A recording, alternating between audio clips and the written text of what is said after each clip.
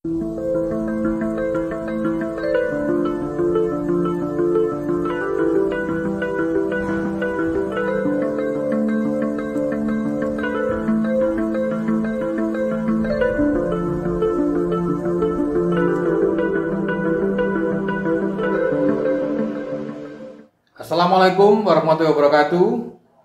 Kita berjumpa lagi dengan channel TV Panji. Nah, kali ini agak beda. Kita akan berbincang-bincang dengan seorang budayawan, seorang akademisi, seniman, praktisi, yang kita kenal sebagai Profesor Ludruk, Pak Hendrikus Supriyanto. Nah, kita hadir ke rumahnya, ngomong soal Ludruk dan segala macam. Beliau ini ternyata luar biasa, sudah 80 tahun tapi masih aktif. Oke Pak Hendrikus, saya kesini sama teman-teman ini pengen dengar kabar kesehatan jenengan, kabar aktivitas jenengan, sama kabar tentang apa yang jenengan inginkan atau ingin maui tapi sampai sekarang belum tercapai. Karena kita tahu jenengan sebagai tokoh orang Malang, pendiri Dewan Kesenian, kalau punya buku kesehatan, banyak, gitu ya, Pak. Kesehatan mulai Januari yang lalu sampai dengan akhir bulan lalu itu saya operasi katarak 2 kali pakai sumber dana BPJS sehingga nggak mengeluarkan uang. Nah, operasi itu ya nggak terlalu sakit ya.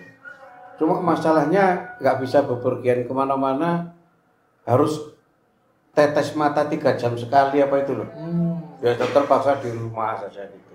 Sehingga saya 3 bulan tidak ke kampus. Nah, saya dilahirkan di Banyuwangi tahun 42, 15 Juli. Tapi umur 1 tahun Jepang kan masuk. Oleh nenek diajak ke Malang, Malang Selatan, di desa Pagelaran. Nah, di desa Pagelaran. Masyarakat Pagelaran itu campuran. Ya masyarakat Jawa dan ada kampung Mentaraman, kampung Brangwetanan Malangan, juga ada sekelompok 2 dukuh etnik Madura. Yang mereka itu masuknya pada zaman tanam paksa. Jadi orang-orang Madura di Pulau Jawa, khususnya Jawa Timur, yang daerah pedalaman, mereka itu adalah tenaga kerja dari Pulau Madura, sebagian besar Madura Barat, bekerja di kopi dan tebu, yang memperkaya kekayaan penjajah Belanda itu. Nah, di Malang itu memang unik. Beliau-beliau pada waktu itu yang kami maksudkan etnik Madura, ya karena didatangkan sebagai pekerja miskin. Nah, tahun 1900 banyak orang gila. Di Malang itu banyak orang gila. Kebetulan utusan Ratu Belanda yang melihat daerah jajahan datang.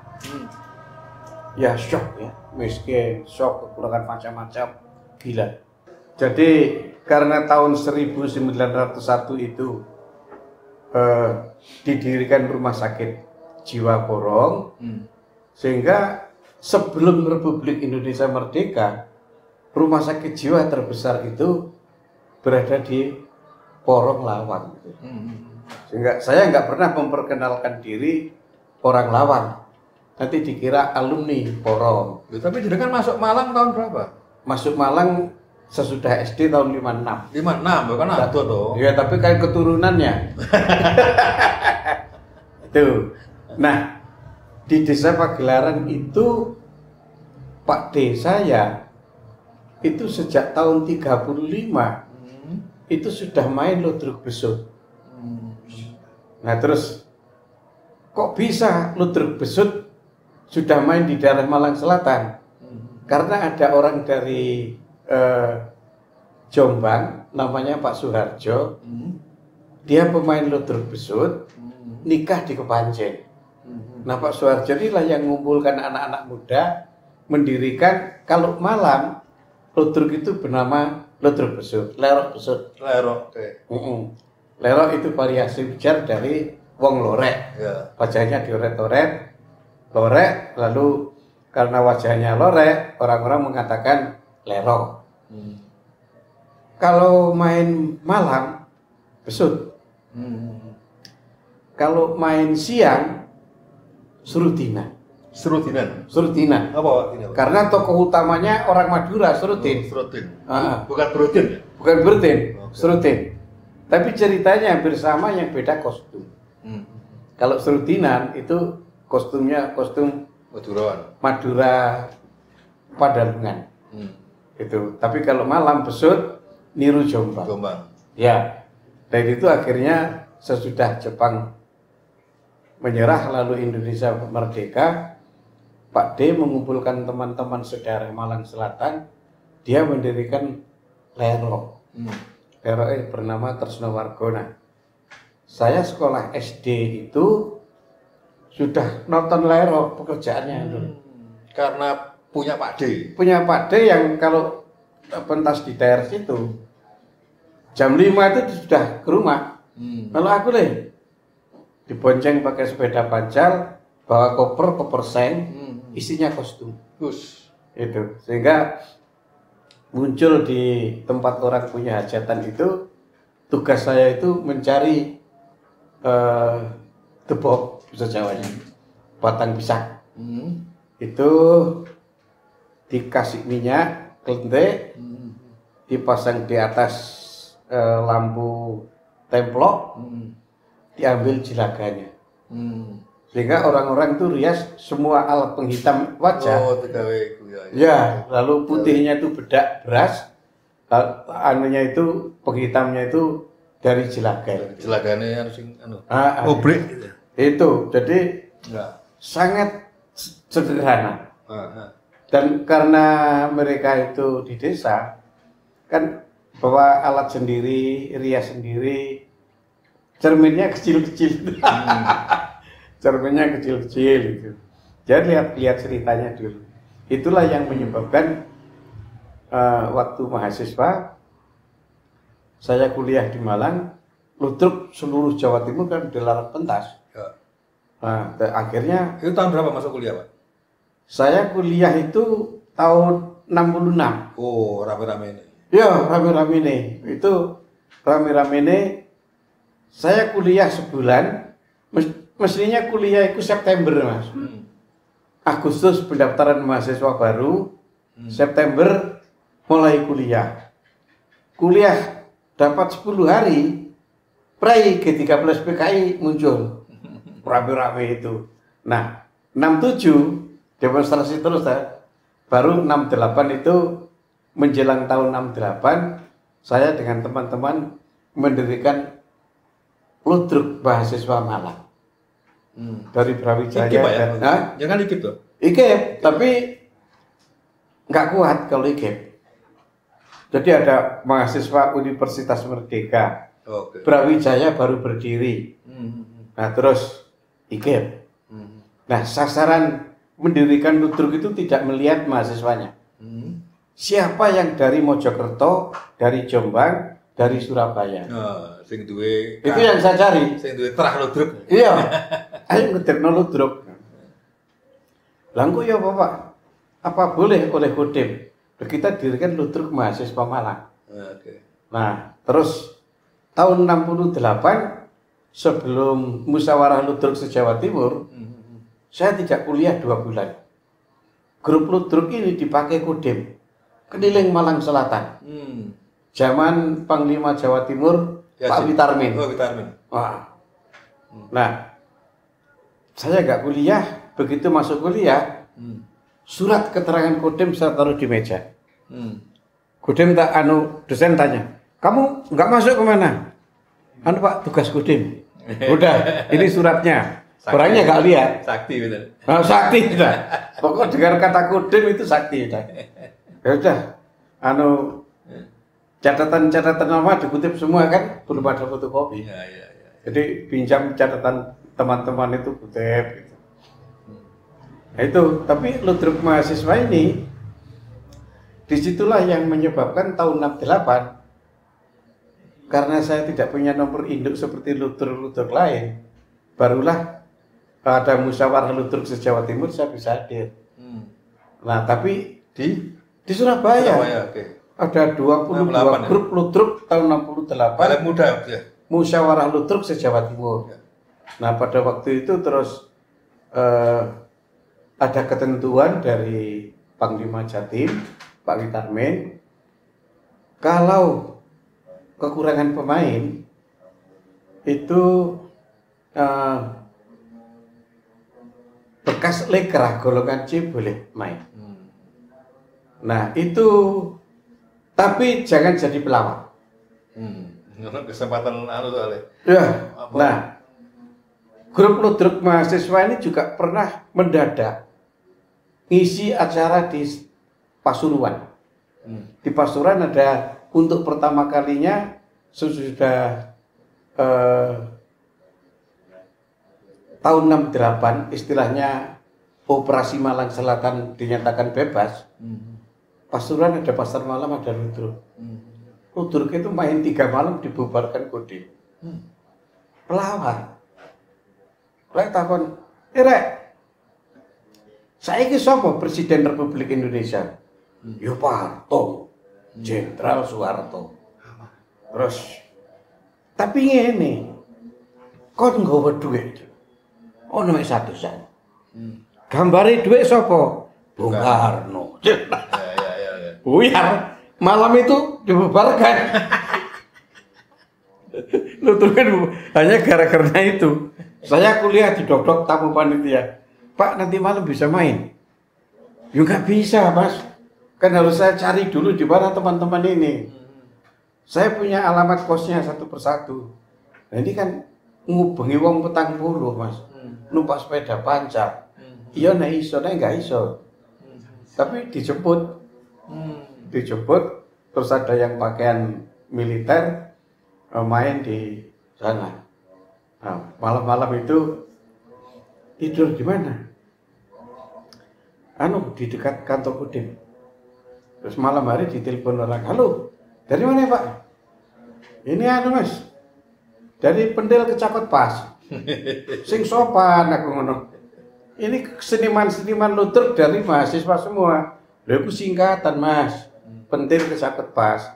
Penjaga telepon Kecamatan Kota Pasuruan. Sing telepon sapa tuh? Toko kantor telepon iku.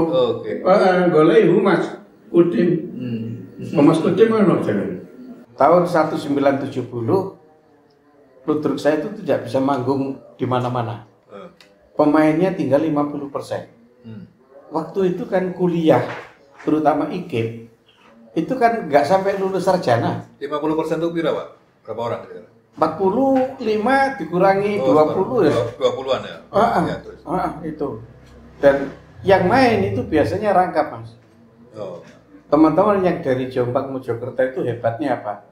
Mereka bisa nabuh gamelan, bisa main ludruk. Nah, teman-teman dari Malang nabuh ya nabuh saja, gak bisa main. Gak bisa main saja, nggak bisa nabuh. Itu ini ternyata harus double keterampilan gitu.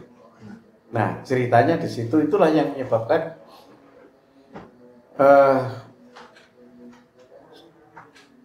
saya itu lekat dengan dunia ludruk itu bukan karena apa-apa. Karena kebiasaan sejak kecil. Dan waktu sekolah rakyat itu ludruk sudah main. Di desa itu ada namanya ludruk belajaran. Ludruk belajaran.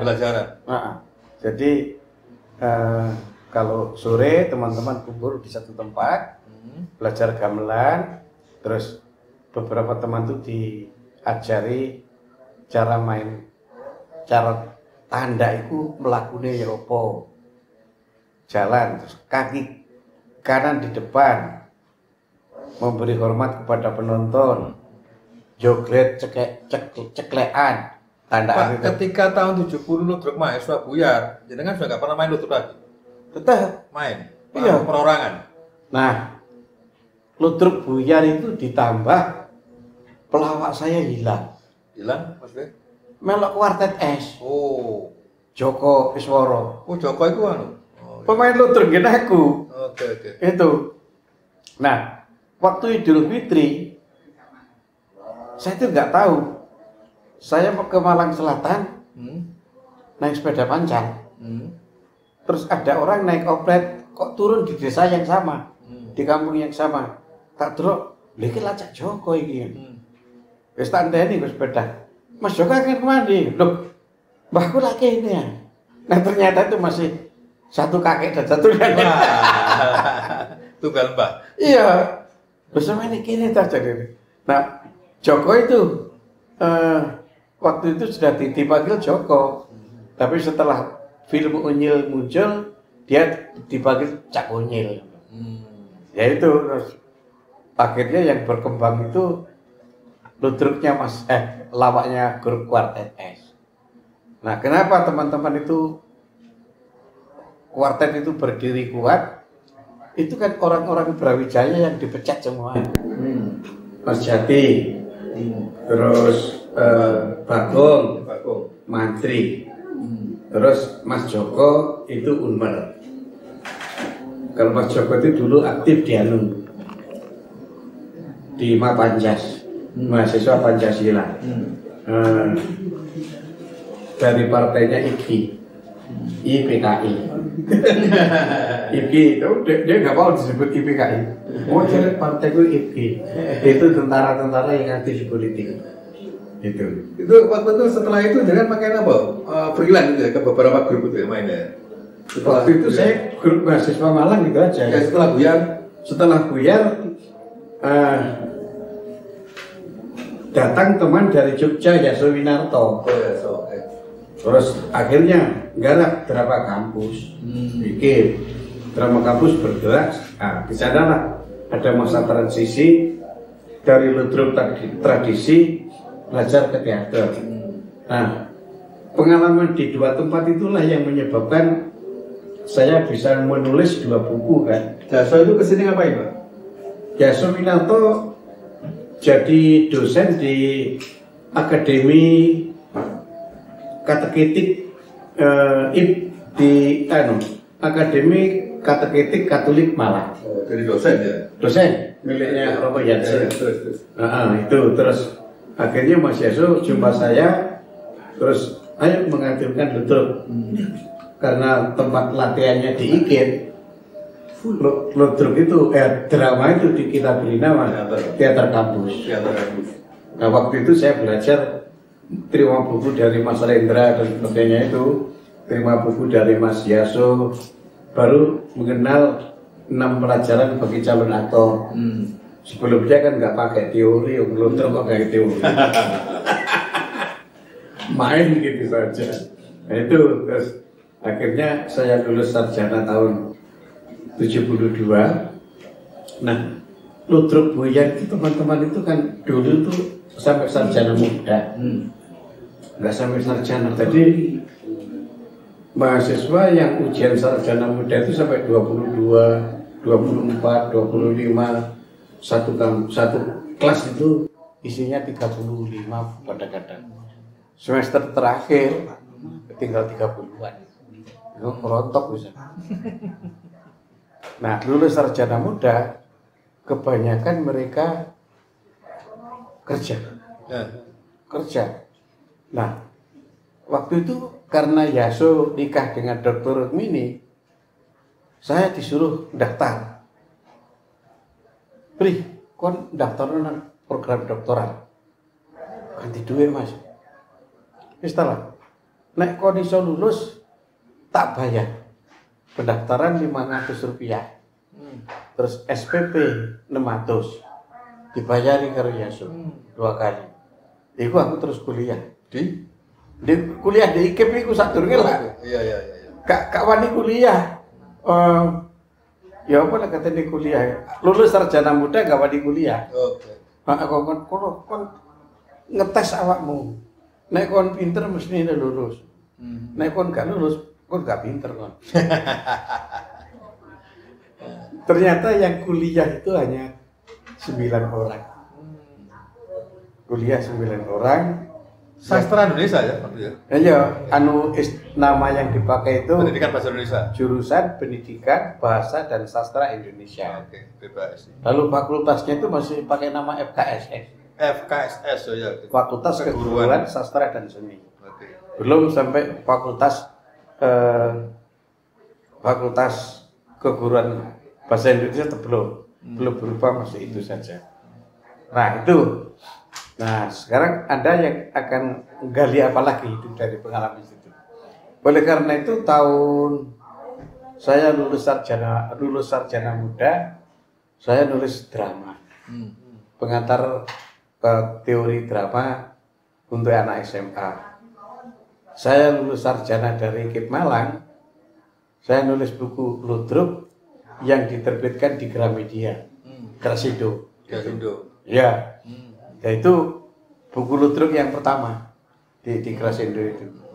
Saya sendiri juga nggak menduga kalau Grasindo bersedia menerbitkan buku itu. Ya, tapi kan terbitan buku itu akhirnya sedikit kok, lebih bagus. Waktu itu saya sudah mulai nulis sarjana muda itu, saya aktif di Harian Birawa, Jawa Timur. Mari aktif di Harian Birawa, lompat di Jawa Pos, waktu Jawa Pos di Kembang Jepun. Pak, jenengan S2-nya di Udayana. Tesisnya tentang Wayang Malangan. malah wayang Malangan, bukan Ludruk ya? Bukan. Oke. Disertasi Ludruk. Oh, disertasinya Ludruk. Di Udayana juga ya? Oke. Terus sudah nulis beberapa buku tentang Ludruk gitu ya? Iya. Sudah pengalaman, sudah empiris gitu ya? Nah, kalau dia itu sampai sekarang ini apa istilahnya itu sudah merasa berbuat seperti itu, wis ono hasilnya, apa ada sesuatu yang kepingin diraih dari Ludruk apa gimana? Ini permasalahannya begini, buku itu terbit, buku itu dipakai acuan teman-teman yang garap Ludruk untuk tesis dan disertasi. Lalu saya menerbitkan buku lagi sampai 3 kali berikutnya. Postmodern, postkolonial. Permasalahan yang muncul ini antara teori Ludruk yang berkembang, ini tidak dibaca oleh seniman Ludruk. Orang-orang terpelajar baca Ludruk, tapi setelah orang Ludruknya sendiri tidak mau belajar. Nggak baca. Alasannya sederhana. Nggak kadang mau coba buku sampean wis payu. Mental itu. Sehingga masalah blogging dan sebagainya itu nggak ngerti teman-teman Ludruk. Ada pengeras suara ditaruh di tengah, 3 orang pelawak gerombol. Blogging nggak tahu. Lalu perubahan yang lebih parah lagi, Ludruk yang terpelajar kan sedikit. Nah, ketika televisi baru muncul, Ludruk ini lari ke desa semua. Sehingga saya mengikuti grupnya Kopasgat. Itu agak terpelajar, Mas Toto, tamatan SGA itu. Tapi begitu akan pentas di desa, masuk bersama saya naik Colt itu. Yang dilihat itu rumah-rumah. Ada anten enggak? Terus kita masuk ke suatu desa yang di situ tidak ada anten.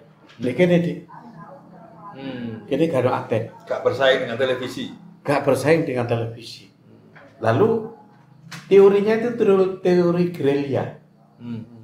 Jadi yang teknologi ini tidak dipelajari, dia lari dari dunia teknologi. Oleh karena itu yang menggugah seniman Malang, teman-teman Ludruk, itu siapa? Didik Ninitowo. Didik Ninitowo belajar ngremo ditumpah. Ini Pak Soleh. Belajar tali topeng. Tetapi yang diundang oleh Jepang, Didik, untuk main topeng, tari ngremo, tari Jawa Timuran. Nah, Didik cuma 3 orang. Bawa kostum, bawa CD.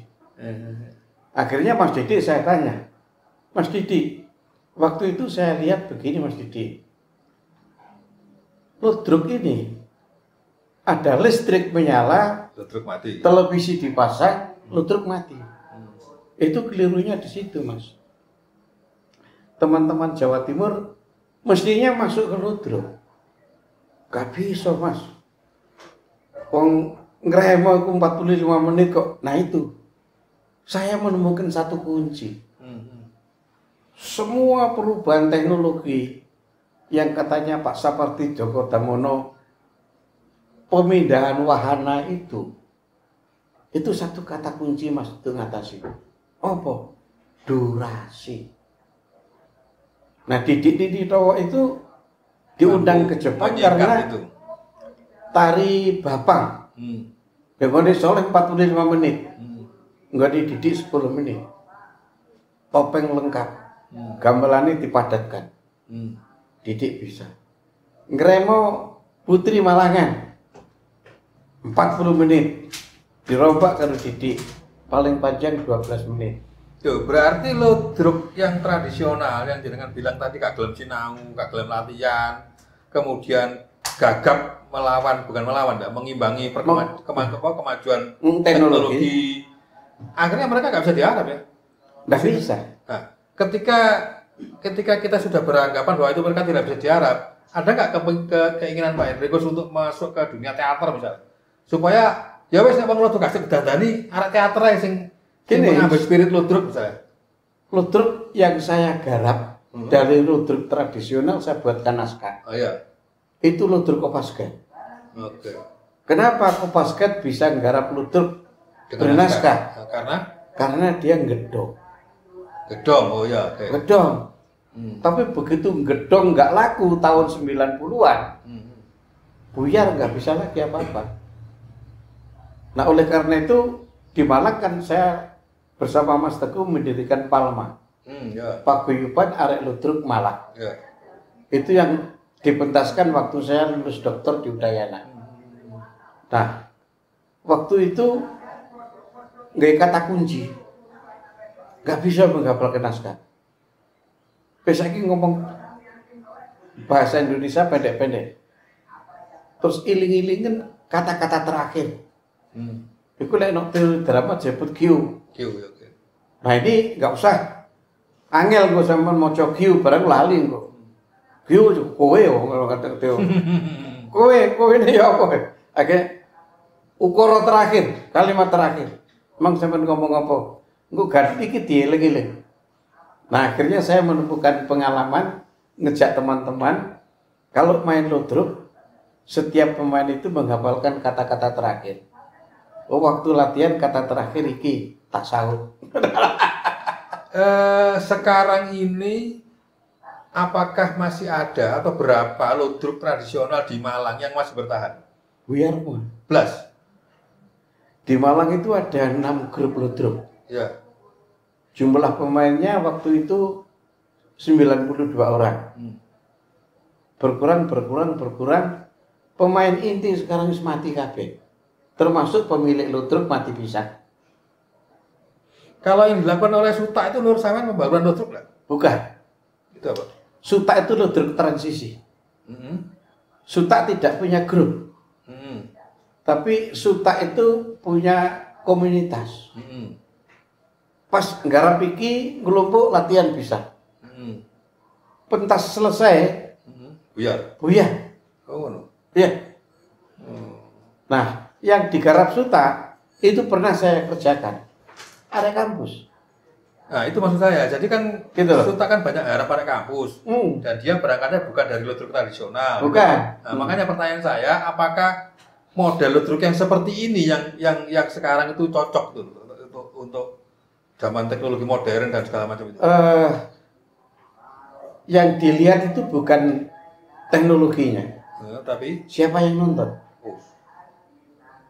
Kalau Anda membuat ludruk di televisi, yang nonton orang se-Jawa Timur, durasinya dipadatkan, ludruk Suta. Oke. Tapi kalau ludruk tradisional, main di kampung, ya sudah.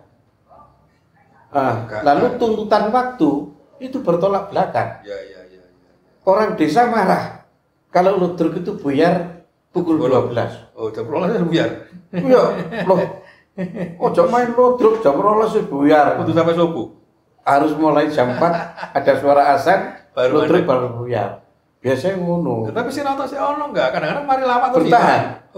Bertahan. Masih ada. Loh, sekarang bagaimana cara Anda melihat ini penonton ludruk, ini orang datang lewat? Oke, terus Penonton ludruk itu dimanapun daerah Malang datang bawa tikar Geleset. gelar, dia duduk di situ. Itu sampai akhir. Itu masih ada di Malang? Masih.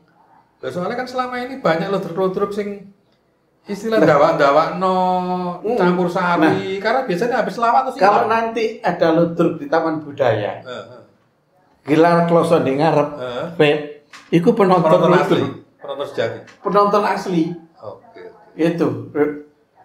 Dia yang kadang-kadang ikut berteriak, ikut bermain. Tapi nek di Taman Krida kan gak bisa jadi ukuran, Pak. Itu kan mainnya cuma sebentar.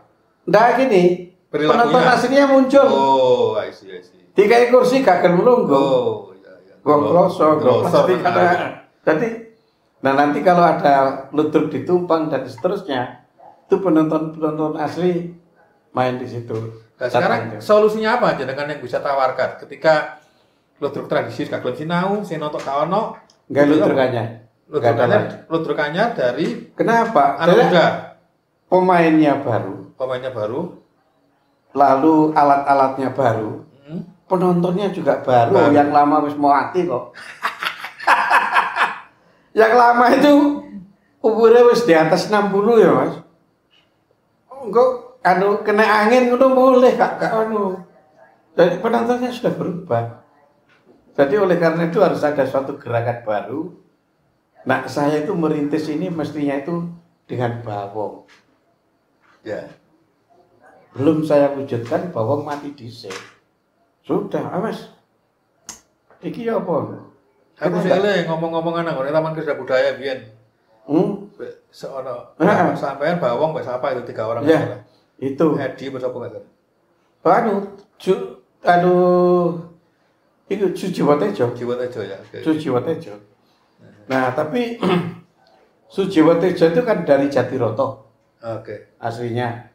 Terus dia jadi wartawan Kompas. Tapi waktu jadi wartawan Kompas itu Jiwo masuk dalang di televisi apa itu ya? Yang sekarang ono seni tradisional kontemporer apa itu? Indonesia. Itu. Ludruk Kompas kan nggak bisa masuk Indonesia.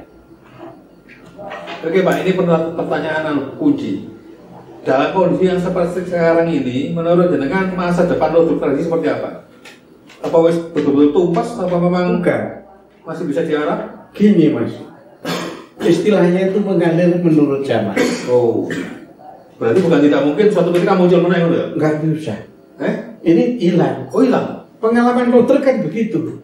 Dulu yang ada apa? Besutan. Besut wonge mati, ganti lagi. Lerok wonge mati, ganti ludruk. Dan sekarang ini generasi itu ya, generasi. Nah sekarang ini kelompoknya Kartolo dan seterusnya. Kartolo sudah nggak punya grup. Kartolo nggak punya grup. Mas Kartolo saya tanya, Mas Kartolo kenapa? Gaya komedian dong. Ludruknya Kartolo di televisi itu komedian. Ya, ludruk dagelan. Dagelan. Ya, dia ngomong kadaran ludruk apa paten lah. Ini loh Mas. Lainnya ludruk itu berarti lakon. Garap lakon, uangnya lebih kok selalu. Mungkin itu kayak Pak Ludruk yang adaptif yang bisa bertahan, bisa bukan dia? Oh, enggak juga. Enggak juga. Wong-wong desa ndelok Kartolo. Itu ludruk. Itu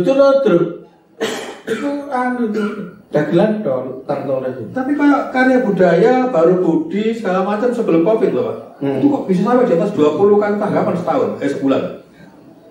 Dan nanti desa kok laris ya Pak. Lihat daerahnya.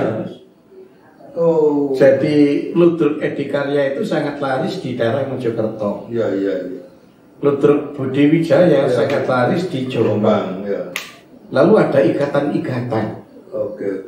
Antara pemain dan pemain, terus pemain sing nanggap. Oke. Itu. Nah, Oleh karena itu Ludruk Jombang tidak mau repot seperti Ludruk Malang.